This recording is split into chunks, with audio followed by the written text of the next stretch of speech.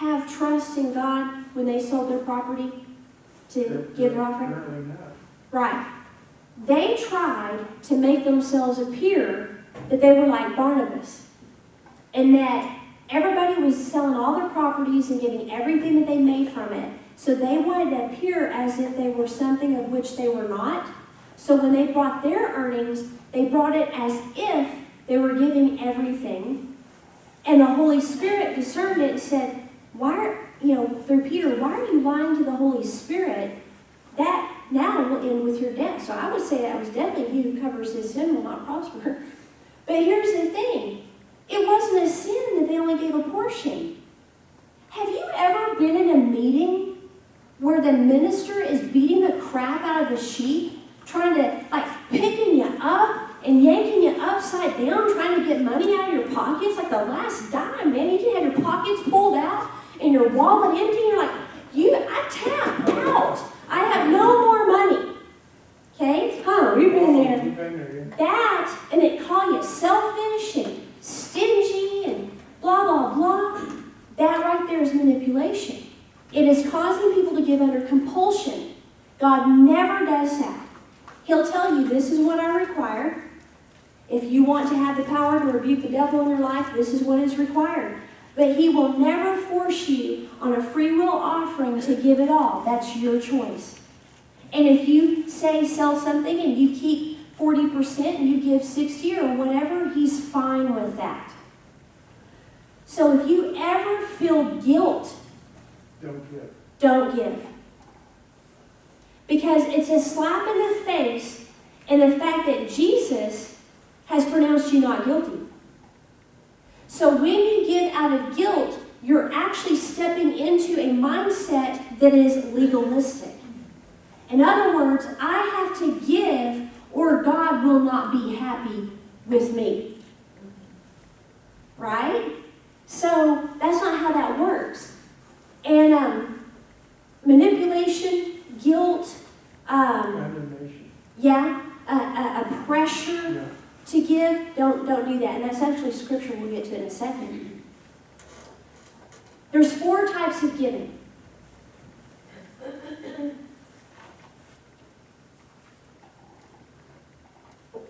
Nehemiah 12:44 has 3 of them. Okay? So let's look at that. Nehemiah 12:44. If I can find Nehemiah. Here we go.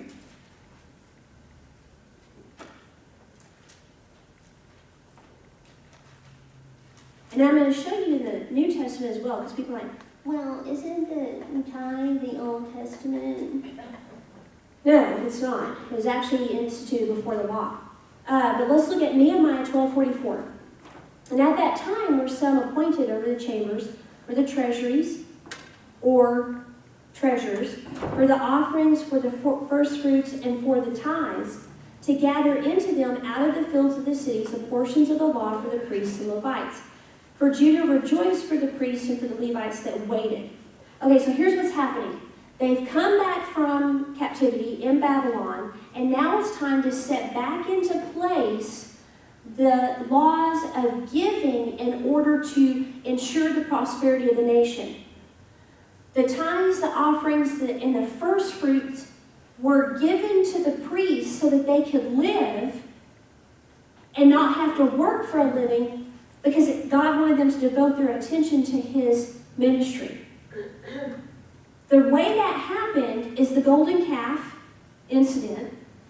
And they ground the golden calf and they mixed the gold with the water. And remember how they made certain people drink it? Remember that story? I always wondered, why did they have them drink that? Do you know scientifically, when you mix gold with water, there is a chemical reaction that causes it to look like blood? So it's like a cleansing. Isn't that interesting? But the ones that sided with Moses, because he's mad, man. He comes down from the mountain. He's been in the glory, He's been to the furnace. And he comes down and he sees this golden calf. He slams his tablets on the ground. And then he says, whoever's for me, over here. Whoever's not for me, It's on. It's like one of those gang fights or something, right? The tribe that immediately went to his side were the Levites. So the Levites, God says, you're not going to own land. You're not going to till it or anything like that. I'm your inheritance. And so he set up the institution of giving so that they were supported. So whenever the state of Israel went into a backslidden state, the priests and the Levites and all of those ministers had to go to work. And then what happened is the temple went into disrepair because they had to survive. They had families.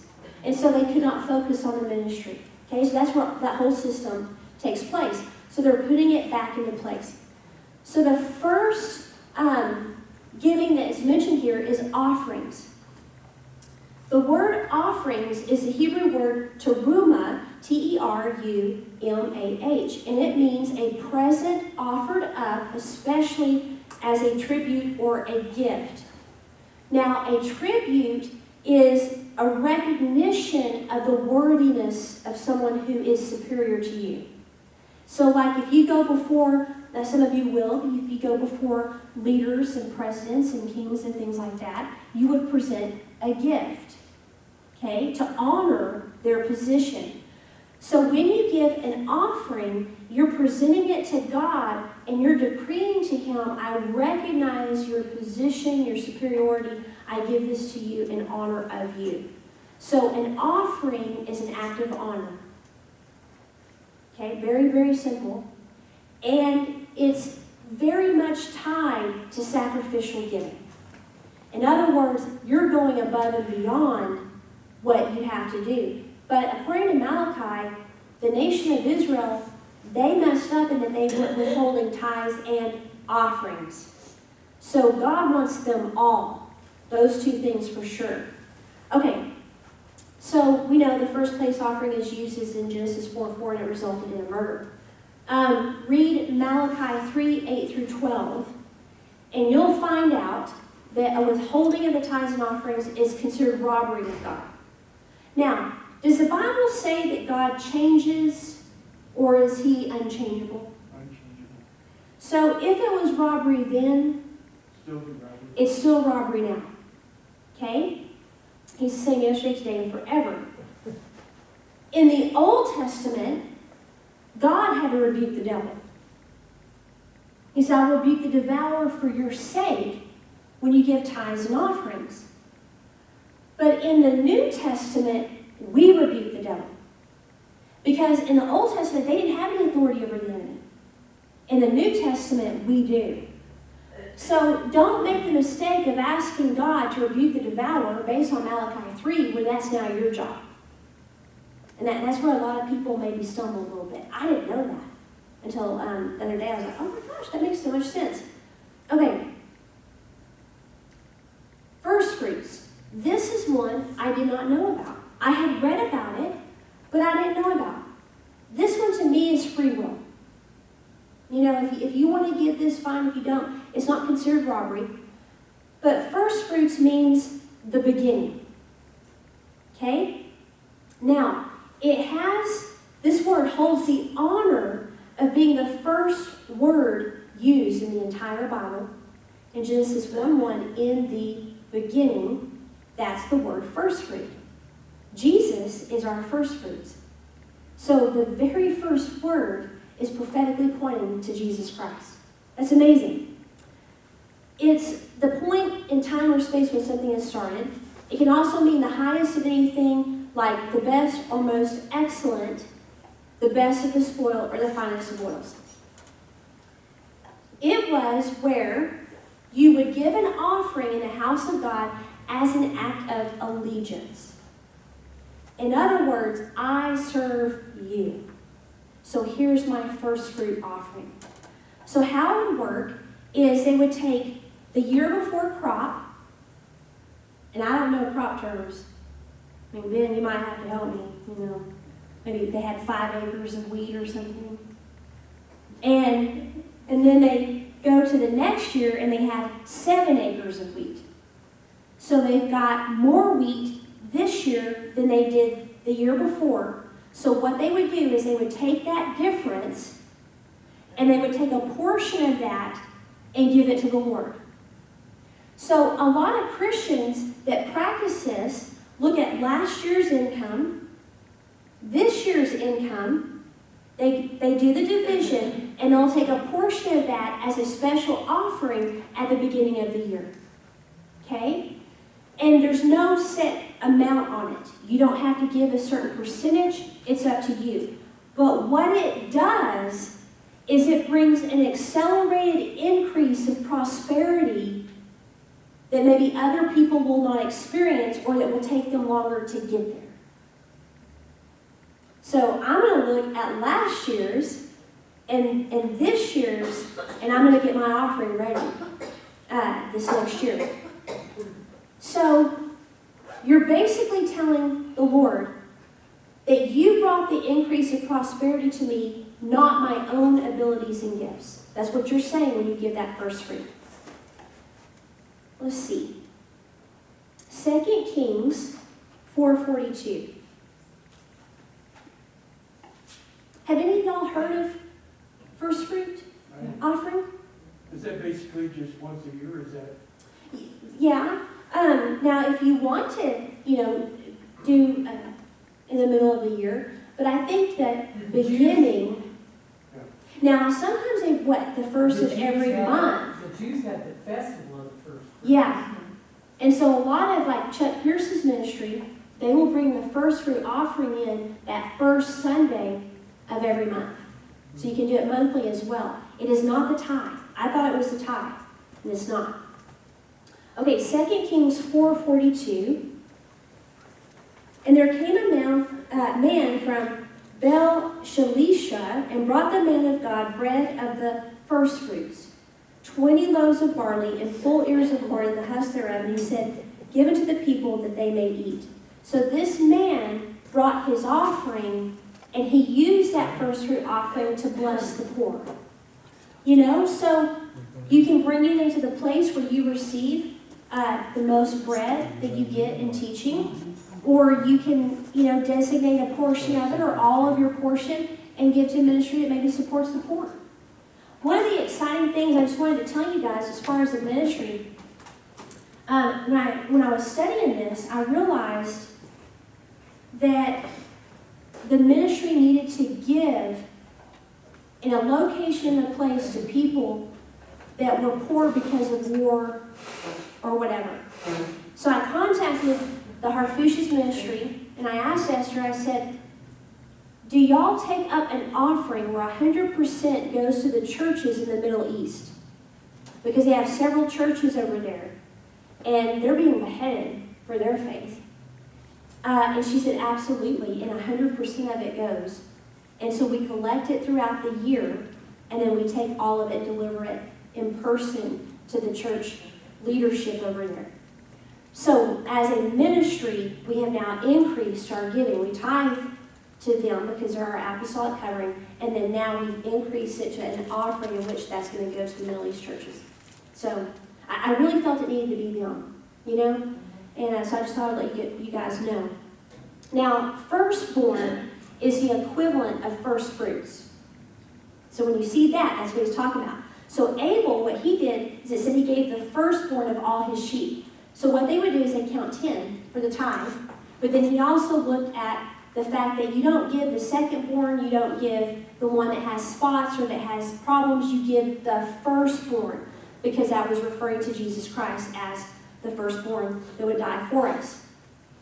So Abel, pre-law, prophesied Christ. Then later Moses put it in Christ.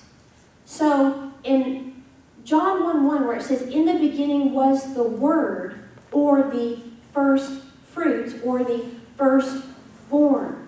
Okay? What season was that given? Gary mentioned it a while ago. What time of year was that?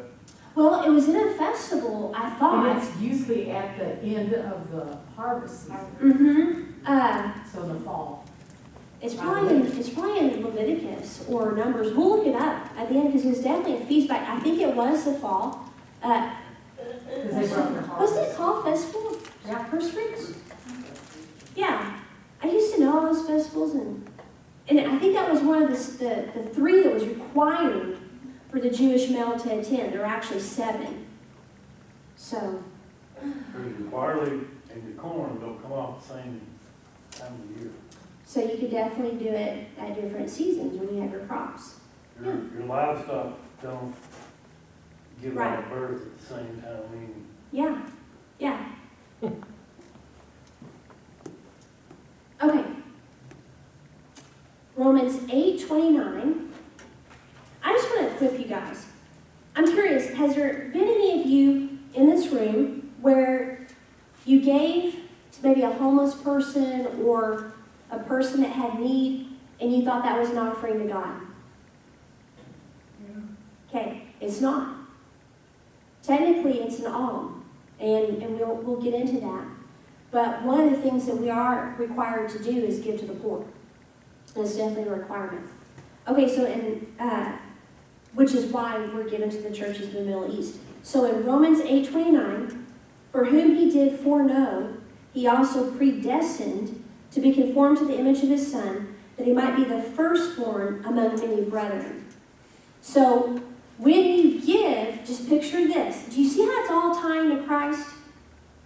Because when you give the first fruits or you give the firstborn offering, you are honoring Jesus Christ by your giving.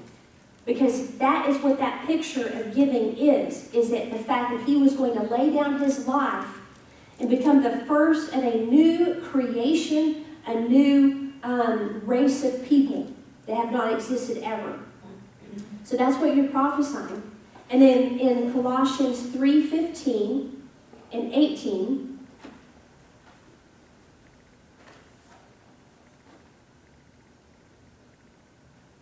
and let the peace of God rule in your hearts, to which also you are called in one body, and be thankful. Now that's the wrong thing. Your wives, be submissive to your husbands. We'll just kind of skip over that. And we'll go to tithes. Okay, tithe. Does anybody know what it means in the Hebrew? 10th. So what does that mean? Does it mean that you give 9.95% of your income? A 10th. A lot of people are like, well, I give 5%, that's my tithe. No, it's not. It has to be a 10th. Now, a lot of people are like, well, do you have to tithe a 10th off the gross or a 10th off the net? Okay, well, let me ask you a question. It's like, why are you even asking that? Because if you're a farmer, it's a world of difference. Well, here's the thing that, It's a world of difference there. because on my business, by the time we get done doing taxes under this current presidential administration, which is quickly going to change, we make no money. Okay, on paper. So we could actually say our tithe is 0, because when you net it all out with our expenses and blah, blah, that's what we make. No, I tithe immediately off the gross. Why? Because I'm a generous person. I'm not going to squabble over net, and I'm not going to squabble over gross. I'm going to give him the best that I have. So if you want to know the answer, biblically, it's the tithe off the gross. But if you're a farmer and you sell those cattle, the bank's got their name on that. Well, Also, it's not just your name on that. now that's really good. That's a really good point. Because, for example, Mike manages properties, and he gets a check that is totally different. Now I'm talking about paychecks, okay? He gets a check where out of that check comes his building payment. We tithe on what is the remainder after that, because that's not our money. It's a business expense. However, on my stuff, even before rent or anything, I pay. So it's a good thing to clarify that, because if you have a paycheck that you get from someone else and your gross is $150 for that week and you made $111, you need to tithe the $15. That's how that works. And there's... I tithe on the actual paycheck I get, and then when I get my taxes, I tithe that, like the 10% from that. Because I was like, If it evens out where you're doing the gross, that's I fine. don't. Me, I always I have no- tithe on the gross, and then I tithe on our income tax as well. I mean, look it up, search it out. Well, because it's like, to me, it's like, that's not money that I get. You, It's not money that I but- get until I get taxes, and then I tithe on that. that's what you earn. That's what you get paid. I mean, study it out, listen. Okay, I Okay. just was like, So it's a tenth of your gross income. So I think that gross needs to be clarified. this is very It's gotta be interesting. clarified because Our money you grow, receive. you go out there and harvest a crop. You don't take every still like, bushel of grain that you took out of that field Mm-hmm. and take a tenth of it. Because the fuel dealer down the street, he's got money invested in it. The bank has money invested in it. The equipment dealer has money invested in it. So it's not all yours. The gross would be basically what we call the net is our gross. It's not, it's not all ours.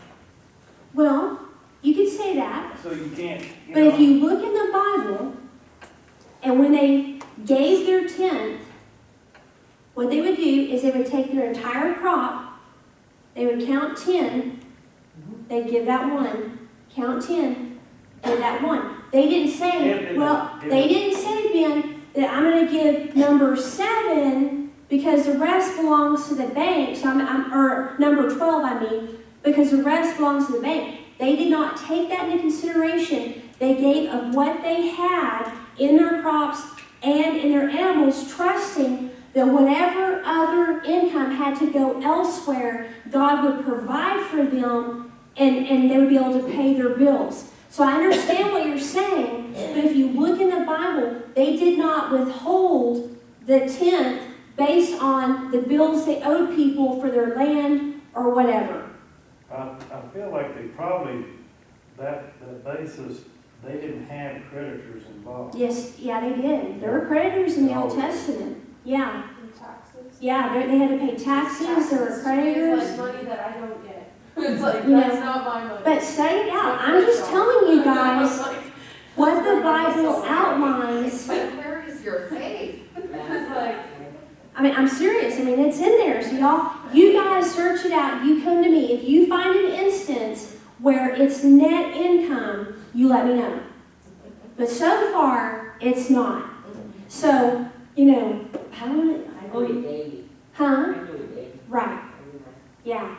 So, is everybody okay? I want blood pressures to get up. well, I'm just sitting here, I'm like, well, dang, that's like half my paycheck every week. That right there's lack of faith. It's like, Yep. well, I'm serious. Like, if I get paid $400, I only get like 380 of it or something like that.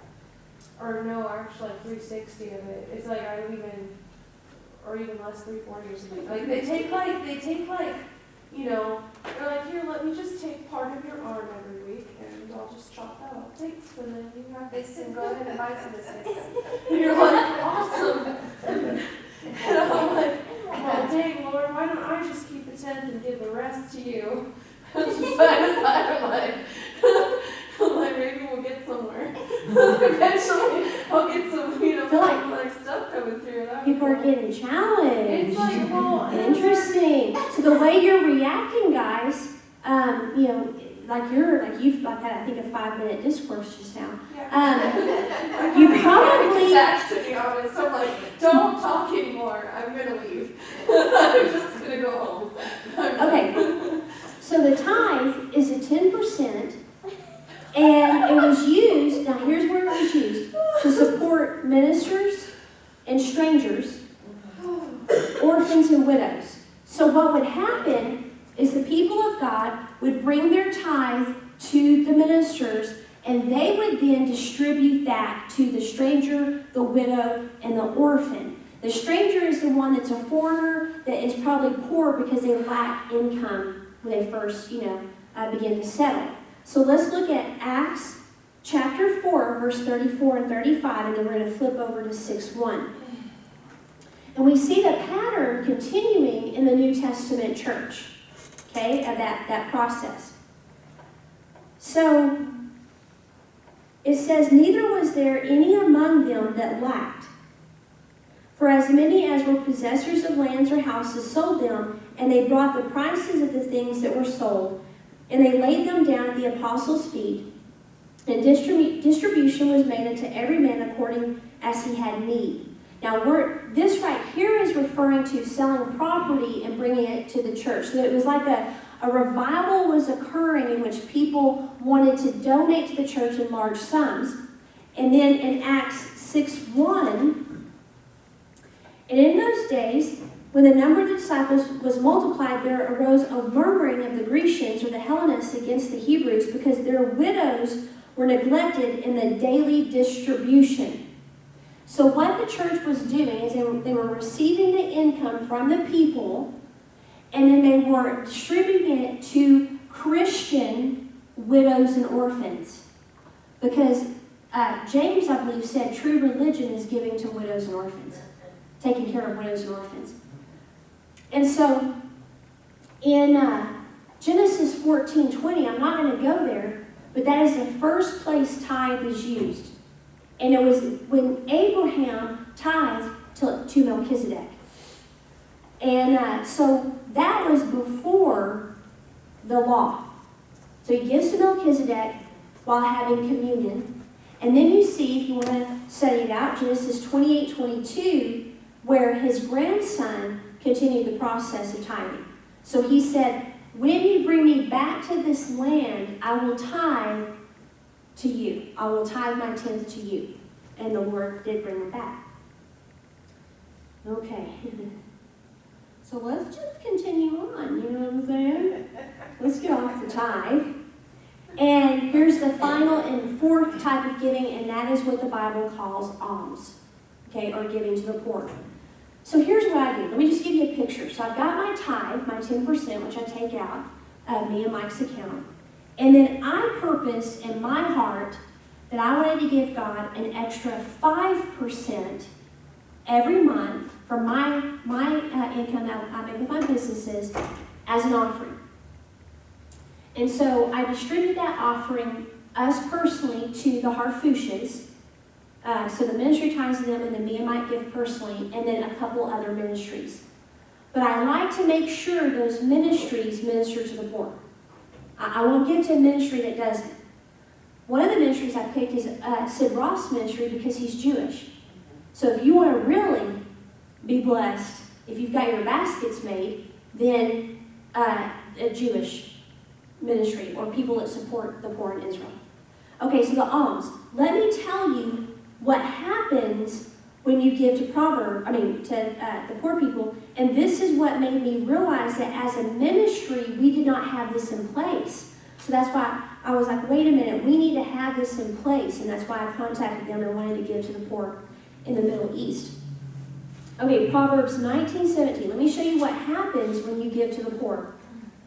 He that has pity on the poor lends to the Lord, and that which he has given will be paid back to him. The Lord loves the poor. So when you give to the poor, it's like a loan, and everybody knows that a loan's paid back with interest, right? And then Proverbs 22:9. And in the King James, did y'all notice? Oh, yeah, 22:9. Let me show you something that's interesting. He that has a bountiful eye shall be blessed, because he gives him his bread to the poor. The word bountiful means generous. Remember how the Lord said, the eye is the window of your soul, your eye is good, and then your whole body's good, or your eye is evil and your whole body's evil? Do you know it was an idiom of his culture in which an evil eye was a greedy or stingy eye or person, and a good eye was a bountiful and generous person. Okay? So he's saying, if you have a generous spirit, you'll give of your bread to the poor. Now the word lend in Proverbs 19:17 means to join, to accompany, or attach oneself to someone. So when you give to the poor, you are attaching yourself to the Lord in a covenant in which he promises to pay you back. Now, how many of you guys know the name of the first non-Jew born again and Spirit-filled in the Bible? There you go, Cornelius. I want you to study this out. But if you look in Acts 10, 1 through 4, the angel said, your prayers and your alms, or giving to the poor, have become a memorial before God. So out of all the non-Jewish people, he was picked because he was a man of prayer and he gave to the poor. So a lot of people need favor to go to the next place in their life, but they're withholding from giving to the poor. And if you don't give to the poor, you are actually, it's like you're cutting off your legs. So it's really important that out of your income, try to have, even if it's, 3% or whatever, or just have a generous eye that as the need arises, you know what I mean? You're like, man, I'm going to bless that person because they need their bills paid. If you've got it and you're feeling led of the Lord to do that, do that. But look for opportunities to bless the poor.